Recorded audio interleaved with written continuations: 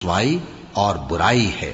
उनका हाल यह है कि जब फरिश्ते उनकी रूहें कब्ज करने लगते हैं, जबकि ये अपने ही हक में जुल्म करने वाले होते हैं, तो मुतीओ फर्माबरदार हो जाते हैं और कहते हैं कि हम कोई बुराई नहीं करते थे।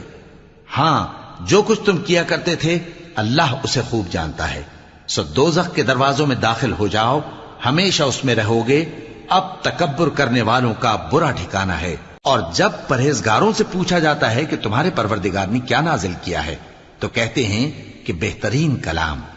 जो लोग नेकुकार हैं उनके लिए इस दुनिया में भी भलाई है और आखिरत का घर तो बहुत ही अच्छा है, और परहेजगारों का घर बहुत खूब है। वो बहिश्ते जावेदानी जिनमें वो दाखिल होंगे, उनके नीचे नहरें बह रही हैं, वहां जो चाहेंगे उनके लिए मुयस्सर होगा।